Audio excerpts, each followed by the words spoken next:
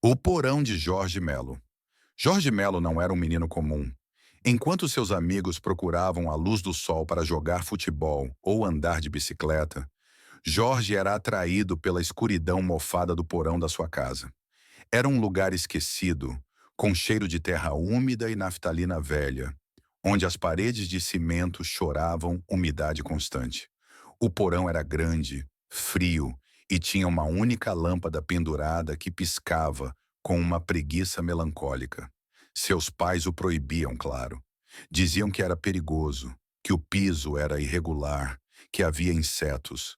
Mas Jorge, com seus 10 anos e uma imaginação fértil, via o porão como um reino secreto. Ali, os montes de caixas empoeiradas se transformavam em fortalezas, e as teias de aranha eram cortinas em palácios ancestrais. No entanto, havia uma coisa que o impedia de realmente considerá-lo um paraíso: o canto. No fundo do porão, atrás de uma pilha de pneus velhos, a parede cedia para um pequeno buraco, coberto por um painel de madeira apodrecido. Não era grande, talvez do tamanho de uma caixa de sapatos. Sempre que Jorge se aproximava, ele ouvia. Não era um ruído de rato ou um gotejar de água. Era algo que parecia um murmúrio. Uma voz muito, muito baixa, que se esforçava para formar palavras que Jorge jamais conseguia distinguir. Um dia, por volta do meio-dia, quando a casa estava mais silenciosa e a luz fraca da lâmpada do porão parecia mais fraca ainda, Jorge decidiu que iria ver o que havia por trás do painel. Ele pegou uma pequena ferramenta de jardinagem e começou a forçar a madeira.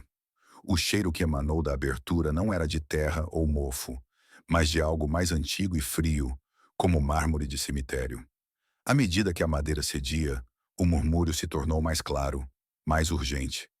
Não eram palavras, ele percebeu, mas uma repetição sibilante e gutural de um único som. Eu, eu, eu. O medo, que nunca havia tocado Jorge naquele lugar, finalmente se instalou em sua barriga. Ele hesitou. Seus dedos já estavam prontos para remover a tábua.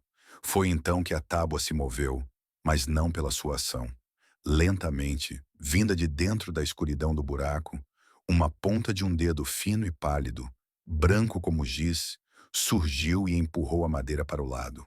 O murmúrio cessou. Jorge paralisou, observando o buraco. O dedo parecia pertencer a uma mão humana, mas era muito longa e fina, sem nenhuma sujeira, apesar de estar na terra. A mão inteira se revelou.